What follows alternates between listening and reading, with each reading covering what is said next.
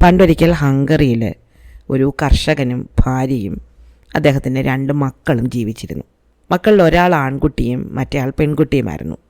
മൂത്തത് പെൺകുട്ടിയാണ്, അനിയനാണ് ആൺകുട്ടി. അവന് 3 വയസ്സുണ്ട്. വേറെ വീട്ടിൽ കുറേ പശുക്കളുണ്ടായിരുന്നു.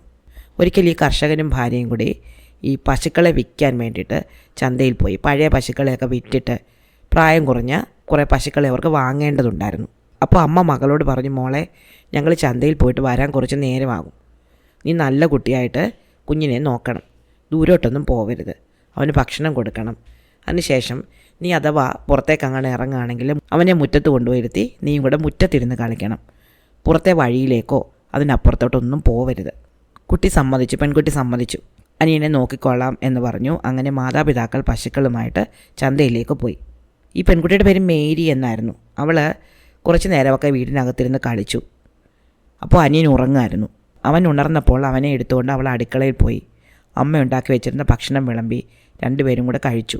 കുഞ്ഞാങ്ങളയ്ക്ക് ഭക്ഷണം കഴിക്കാൻ മടിയുണ്ടായിരുന്നു. എന്നാലും മേരി വായിൽ വെച്ച് കൊടുത്ത് അവനെ കഴിപ്പിച്ചു. ഭക്ഷണമൊക്കെ കഴിച്ചു കഴിഞ്ഞപ്പോൾ അവൾ വിചാരിച്ചു, അമ്മ പറഞ്ഞല്ലോ മുറ്റത്ത് പോയിരുന്ന് കളിച്ചോളാൻ, ഇവനെയും കൊണ്ട് മുറ്റത്ത് പോയിരുന്ന് കളിക്കാം. അങ്ങനെ അവൾ കുഞ്ഞാങ്ങളെയും കൊണ്ട് മുറ്റത്തിറങ്ങി. മുറ്റത്ത് തോട്ടത്തിൽ അവനെ ഇരുത്തി അവൾ അവിടെ കളിക്കാൻ തുടങ്ങി. പക്ഷെ ഒറ്റയ്ക്കിരുന്ന് കളിച്ചപ്പോൾ ആകെ ബോറടിച്ചു. കുറച്ചപ്പുറത്ത് അവളുടെ കൂട്ടുകാർ കളിക്കുന്ന ശബ്ദം കേൾക്കുന്നുണ്ടായിരുന്നു. അവരുടെ കൂടെ പോയി കളിക്കാം എന്നവൾ കരുതി. മുറ്റത്തെ പൂന്തോട്ടത്തിൽ അനിയൻ ഇരുന്ന് കളിച്ചോളും. മുറ്റത്ത് കുറച്ച് വെള്ളാരം കല്ലുകളുണ്ടായിരുന്നു. അതൊക്കെ പെറുക്കി അടുക്കി ഈ അനിയൻ കളിക്കായിരുന്നു. അവൻ അവിടെ ഇരുന്ന് കളിക്കട്ടെ, കുറച്ച് നേരം തൊട്ടപ്പുറത്തുള്ള മൈതാനത്തിൽ കൂട്ടുകാരത്ത് കളിക്കാം, അവിടെ എന്നാൽ തോട്ടം കാണുകയും ചെയ്യാം. ഇങ്ങനെയൊക്കെ വിചാരിച്ച് മേരി ആ മൈതാനത്തിലേക്ക് ഓടിപ്പോയി. അവിടെ അവളുടെ കുറേ കൂട്ടുകാർ പന്ത് കളിക്കുന്നുണ്ടായിരുന്നു. അവൾ അവർക്കൊപ്പം കുറച്ച് നേരം പന്ത് കളിച്ചു. മേരി ഇടയ്ക്കിടയ്ക്ക് തോട്ടത്തിലേക്ക് നോക്കുന്നുണ്ട്. അവൾ നോക്കുമ്പോഴൊക്കെ അനിയൻ അവിടെ ഉണ്ട്. അങ്ങനെ കുറേ നേരം കഴിഞ്ഞപ്പോൾ കുറേ വലിപ്പമുള്ള കൊക്കുകൾ പറന്ന് വരുന്നത് അവൾ കണ്ടു. നല്ല വലിപ്പമുള്ള കൊക്കുകൾ അവരെ തോട്ടത്തിന് നേരെയാണ് പറന്നു വരുന്നത്. കണ്ട് മേരി ആകെ പേടിച്ചു പോയി. അവൾ നേരത്തെ കേട്ടിട്ടുണ്ട് കുഞ്ഞുങ്ങളെ തട്ടിക്കൊണ്ട് പോകുന്ന വലിയ കൊക്കുകളുണ്ടെന്ന്. ആ കൊക്കുകളാണോ ഇത് എന്ന് അവൾ സംശയിച്ചു. അവൾ മൈതാനത്ത് നിന്ന് തൻ്റെ വീടിൻ്റെ തോട്ടത്തിന് നേരെ ഓടിയെത്തി. പക്ഷെ അവൾ എത്തിയപ്പോഴേക്കും അനിയനെ അവിടെങ്ങും കണ്ടില്ല. കൊക്കുകളുമില്ല, അനിയനുമില്ല.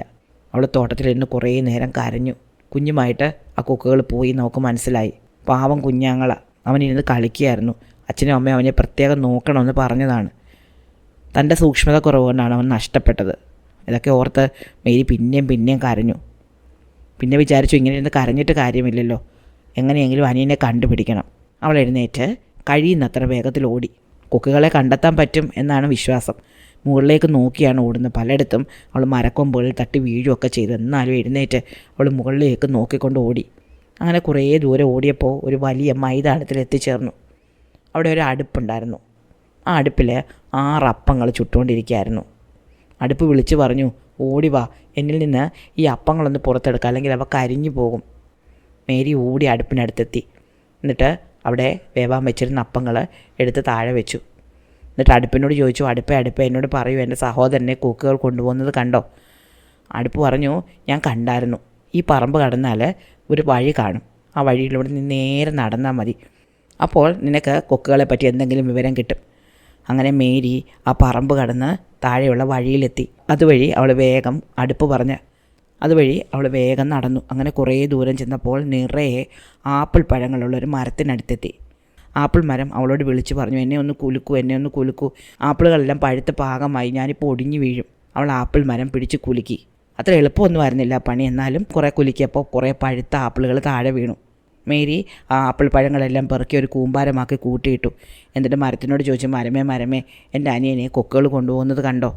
ആപ്പിൾ മരം പറഞ്ഞു, കണ്ടല്ലോ, നീ കുറച്ചുകൂടെ മുന്നോട്ട് പോകൂ, അപ്പോൾ ഒരു അരുവി കാണും. ആ അരുവിയുടെ കരയിലൂടെ കുറേ ദൂരം നടക്കുമ്പോൾ ഒരു വയസ്സൻ കുതിരയെ കാണും. ആ കുതിരയ്ക്ക് എല്ലാം അറിയാം, വളരെ അറിവുള്ളൊരു കുതിരയാണത്. അതിനോട് ചോദിച്ചാൽ മതി, അത് വഴി പറഞ്ഞു തരും. അങ്ങനെ അവൾ കുറച്ചുകൂടെ ദൂരം നടന്നു. അപ്പോൾ അരുവി കണ്ടു. അരുവിയുടെ കരയിലൂടെ കുറേ ദൂരം നടന്നപ്പോൾ വയസ്സൻ കുതിരയെ കണ്ടെത്തി. പ്രിയപ്പെട്ട കുതിരയെ, അപ്പൂപ്പൻ കുതിരയെ അവൾ വിളിച്ചു, എൻ്റെ അനിയനെ കൊക്കുകൾ കൊണ്ടുപോകുന്നത് കണ്ടായിരുന്നോ? അപ്പോൾ കുതിര പറഞ്ഞു, ഞാൻ പറഞ്ഞുതരാം. നീ നോക്ക്, ആ ഒരു പാറ കണ്ടോ? ആ പാറയിലൊരു ദ്വാരമുണ്ട്. ആ ദ്വാരത്തിലൂടെ നീ നൂണ്ട് കടക്കണം. അങ്ങനെ കുറേ ദൂരം പോകുമ്പോൾ പാറയുടെ മറുവശത്തെത്തും. അവിടെ ഒരു കുടിൽ കാണും. അവിടെ നിൻ്റെ കുഞ്ഞ് സഹോദരൻ കാണും. വേഗം ചെല്ല്. അങ്ങനെ മേരി ഈ കുതിര പറഞ്ഞ പോലെ ഒരു വലിയ പാറയിലുള്ള ദ്വാരത്തിലൂടെ നൂണ്ട് കടന്നു. അങ്ങനെ അപ്പുറത്തെത്തി. ഒരു കുടിൽ കണ്ടു, വളരെ വിചിത്രമായൊരു കുടിൽ. ആ കുടിലിൻ്റെ ഭിത്തികൾ കേക്ക് കൊണ്ടുള്ളതായിരുന്നു. മേൽക്കൂര കൽക്കണ്ടം കൊണ്ട്, വാതിലുകൾ ബിസ്ക്കറ്റ് കൊണ്ട്. കുടിലിൽ അവളൊരു ദുർമന്ത്രവാദിനിയെ കണ്ടു. ഒരു സ്വർണ്ണ പന്തുമായി കളിച്ചുകൊണ്ട് മേരിയുടെ കുഞ്ഞു സഹോദരൻ അവളുടെ അടുത്തിരിപ്പുണ്ടായിരുന്നു. മന്ത്രവാദിനി അടുപ്പിൽ എന്തോ ഉണ്ടാക്കിക്കൊണ്ടിരിക്കുകയായിരുന്നു. മേരി പമ്മി പതുക്കെ ആ വീടിനകത്ത് കടന്നു. സ്വർണ്ണ പന്തുമായിട്ട് കളിച്ചുകൊണ്ടിരുന്ന തൻ്റെ അനിയനെ പൊക്കിയെടുത്ത് തോളിൽ വെച്ച് അവൾ ഒറ്റ ഓട്ടം വെച്ചു കൊടുത്തു. എന്താണ് സംഭവിച്ചതെന്ന് ആദ്യം ആ വൃദ്ധ മന്ത്രവാദിനിക്ക് മനസ്സിലായതേയില്ല. മനസ്സിലായപ്പോൾ അവരെ കൊക്കുകളെ വിളിച്ചു. എന്നിട്ട് പറഞ്ഞു, ഞാൻ വെള്ളം തിളപ്പിച്ചപ്പോഴത്തേക്കും എനിക്ക് നിങ്ങൾ അത്താഴം ഉണ്ടാക്കാൻ കൊണ്ടുവന്ന കുട്ടിയെ ഒരു പെൺകുട്ടി എടുത്തുകൊണ്ട് പോയി. അവളെ വേഗം പോയി തടഞ്ഞ് അതിനെ കൊണ്ടുപോവാ, അല്ലെങ്കിൽ ഞാൻ നിങ്ങളെ പിച്ച് ചീന്തി കളയും. കൊക്കുകൾ വേഗം മേരിക്ക് പിന്നാലെ പറഞ്ഞു തന്നു. പക്ഷേ മേരി ആ ദ്വാരത്തിലൂടെ നൂണ്ട് അപ്പുറത്ത് ചെന്നു ആപ്പിൾ മരത്തിനടുത്തെത്തി. എന്നിട്ട് പറഞ്ഞു, മരമേ എന്നെ ഒന്ന് ഒളിപ്പിക്കണേ, കൊക്കുകൾ വരുന്നു. ആപ്പിള് ഇലകൾ കൊണ്ട് മേരിയെ മൂടി പിടിച്ചു. കൊക്കുകൾ അവളെ കാണാതെ കടന്ന് കുറേ മുന്നോട്ട് പറന്നുപോയി. വഴിയിലെങ്ങും അവളെ കാണാതെ അവർ കൂട്ടം തെറ്റി അവിടെ ഇവിടെയും പറക്കാൻ തുടങ്ങി. അപ്പോൾ മേരി ഇലകൾക്കിടയിൽ നിന്ന് ഇഴഞ്ഞ് പുറത്ത് വന്ന് കുഞ്ഞിനെ കൈകളിൽ മുറുക്ക പിടിച്ച് വീണ്ടും ഓടി. പക്ഷേ ചില കൊക്കുകൾ അവളെ കണ്ടു. അവ വേഗം അവളെ പിന്തുടർന്നു. അപ്പോൾ അവൾ വേഗം അടുപ്പിനടുത്തെത്തി. എന്നിട്ട് പറഞ്ഞു, അടുപ്പേ എന്നെ ഒന്ന് സഹായിക്കണേ, കൊക്കുകൾ എൻ്റെ പിന്നാലെ വരുന്നു. അടുപ്പ് പറഞ്ഞു, തീയൊക്കെ പോയി, ഞാനിപ്പോൾ തണുത്തിരിക്കാൻ, നീ എൻ്റെ അകത്ത് കയറിയിരുന്ന് വാതിലടച്ചോളൂ. അങ്ങനെ മേരി അടുപ്പിനകത്ത് കയറി വാതിലടച്ചു. കൊക്കുകൾ അവിടെ എല്ലാം പറന്ന് നടന്ന് നോക്കി, മേരിയെ കണ്ടില്ല. കുഞ്ഞിനെ കാണാതെ അവർ വീണ്ടും കൂട്ടം തെറ്റി. കൊക്കുകളെ കാണാതായപ്പോൾ മേരി വീണ്ടും പുറത്തിറങ്ങി വീണ്ടും തൻ്റെ വീട് ലക്ഷ്യമാക്കി ഓടി. കുഞ്ഞനിയനെ കയ്യിൽ മുറുക്കെ പിടിച്ചിട്ടുണ്ടായിരുന്നു. കുഞ്ഞനിയനെ കയ്യിൽ മുറുക്കി പിടിച്ചുകൊണ്ടാണ് അവൾ ഓടിയത്. പക്ഷേ ചില കൊക്കുകൾ അപ്പോഴും അവളെ കണ്ടു. അവ അവളുടെ പിന്നാലെ വന്നു. പക്ഷേ മേരി നല്ല വേഗത്തിലോടി തൻ്റെ വീട്ടിലെത്തി. പക്ഷികൾ അവളെ ചിറവ് കൊണ്ട് തലക്കടിക്കുകയും മുഖം കൊത്തിക്കീറുകയും കുഞ്ഞിനെ തട്ടിപ്പറിക്കാൻ ശ്രമിക്കുകയും ഒക്കെ ചെയ്തു. പക്ഷേ അവൾ കുഞ്ഞിനെ മുറുക്കി പിടിച്ചുകൊണ്ട് തൻ്റെ വീടിനടുത്തെത്തി അകത്ത് കയറി വാതിലടച്ചു. എന്നിട്ട് അവൾ കുഞ്ഞിനെ നിലത്ത് തുണിയിൽ കിടത്തി എല്ലാ ജനലുകളും അടച്ചു കളഞ്ഞു. കൂക്കുകൾ കോപത്തോടെ അലറിക്കൊണ്ട് വീടിന് ചുറ്റും പല വട്ടം പറന്നു. അവയ്ക്ക് അകത്ത് കടക്കാൻ പറ്റിയില്ല. കുഞ്ഞിനെ കൈക്കലാക്കാൻ പറ്റാതെ അവസാനം അവർക്ക് തിരിച്ചു പറന്നു പോകേണ്ടി വന്നു. അച്ഛനും അമ്മയും ചന്തയിൽ നിന്ന് തിരിച്ചെത്തിയപ്പോൾ എന്താ സംഭവിച്ചതെന്ന് മേരി അവരോട് പറഞ്ഞു. മേരിയുടെ കൈയും കാലും മൂക്കും ഒക്കെ മുറിഞ്ഞിരിക്കുന്നത് അച്ഛനും അമ്മയും കണ്ടു.